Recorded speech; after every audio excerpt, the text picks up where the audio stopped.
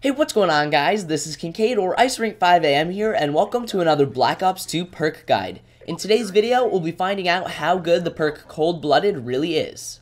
Before we begin, I would like to let you know that you can click the link in the description to check out more of these Black Ops 2 perk guides, and I would also like to apologize for the lack of content this week. I've been very busy with schoolwork, and aside from that, I've actually been playing a bit of RuneScape. So, Cold-Blooded is a tier 2 perk in Black Ops 2 that is not commonly used, and it can be unlocked at level 4 right when you unlock Create a Class. Now, as I said, Cold-Blooded isn't used a lot, but there are times where you will want to use this perk.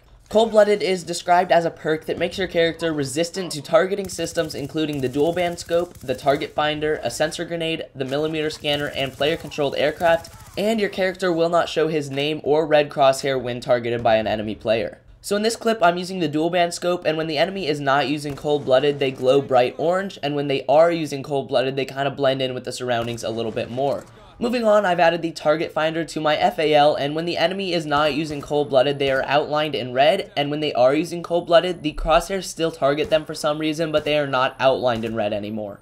Moving forward, when I throw a sensor grenade at an enemy who is not using Cold-Blooded, it shows them as if I had a blackbird on the radar for a few seconds.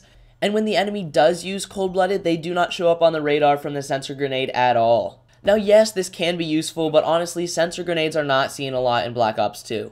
Next, we've got yet another epic fail by Treyarch. Right here, the enemy is not using Cold-Blooded, and I can't see them through the wall with the millimeter scanner when they're not moving. And right here, the enemy is using Cold-Blooded, yet I can still see them through the wall, so Cold-Blooded does not affect the usefulness of the millimeter scanner.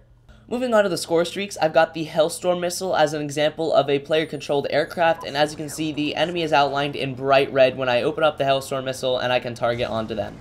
On the other hand, as you can see here, when the enemy does use Cold-Blooded, it's extremely hard to see them. They are standing in the same spot that they were in the previous clip. Now this is uniform for all player-controlled aircraft, including the Sentry Gun, the Dragonfire, the AGR, the Lodestar, anything that you control. Now it is important to note that if you are not controlling your Sentry Gun, it will still kill a player who is using Cold-Blooded. The same goes for the AGR. So overall, Cold-Blooded can be a great perk for a few things, but for most game types, you're not going to want to use it. Cold-Blooded is a great perk for Search and Destroy if you're trying to hide prone from somebody, and it's also great for ninja defuses because it looks as if you're dead since you do not have a crosshair or a red name, so it can actually be pretty useful for things like that. But in the normal game, it might save you here and there from a Hellstorm or a Lodestar, but overall, it's really not that great of a perk, and perks like Toughness really are much more useful in most multiplayer scenarios. Anyway guys, that pretty much sums up this perk guide, and I hope you enjoyed. If you did, a like rating would be great, and also remember, if you have any questions, feel free to leave them in the comments, and I will get back to you as soon as I can. Anyway, with that being said, let's go ahead and move on to the outro.